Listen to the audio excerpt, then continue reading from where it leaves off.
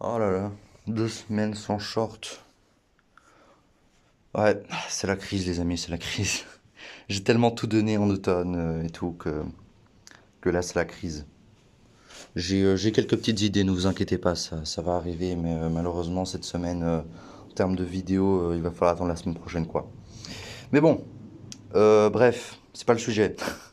C'est pas le sujet, on va pas parler de ça. Euh, un mois et 2 jours plus tard, les dernières nouvelles de mon avocatier. Les dernières nouvelles, c'était le 3 mai, si mes souvenirs sont bons. Et là, nous sommes le 5 juin. Et le voilà aujourd'hui. Il est magnifique. Alors, il a fait très chaud au mois de mai. Très très chaud. 27 degrés. C'est énorme. C'est énorme pour un mois de mai. Sachant que ces dernières semaines, il a fait 34 en Méditerranée. 34. C'est énorme. Donc, bah, ça l'a blessé, quoi. Voilà. Ça l'a blessé. Il a demandé de l'eau. Du coup, je l'ai arrosé. Je l'ai arrosé copieusement, mais vraiment, c'est vraiment un bon signe. Parce qu'il a demandé de l'eau au bout de 3 mois sans rien. Imaginez, 3 mois sans une goutte d'eau. À la plantation, je lui ai donné juste le verre d'eau. Juste le verre d'eau là où il avait poussé, quoi. Là où j'ai mis en germination le noyau. Et c'est tout. Et 3 mois après, il me redemande de l'eau. Donc ça veut dire que... Parce qu'une plante, quand on l'arrose, en fait, quand elle a l'habitude d'avoir de l'eau, les racines, elles vont rester en surface. Elles vont pas s'enfoncer profondément.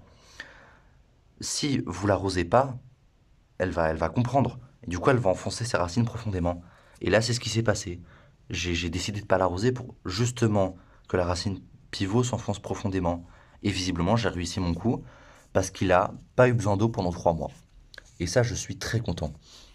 Alors, de temps en temps, quand il a fait très très chaud, les feuilles se sont un peu penchées comme ça. Et, euh, et ça, c'était clairement parce qu'il faisait trop chaud. C'est pas un manque d'eau.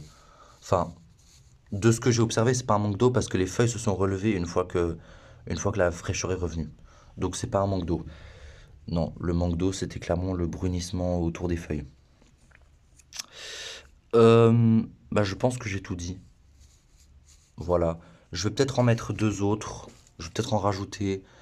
J'en ai planté un aussi dehors, en pleine terre, hein, encore une fois, près de mes bananiers pour qu'ils profitent de la protection de mes bananiers, hein. J'entoure mes bananiers de grillage et de feuilles mortes l'hiver, donc on va voir.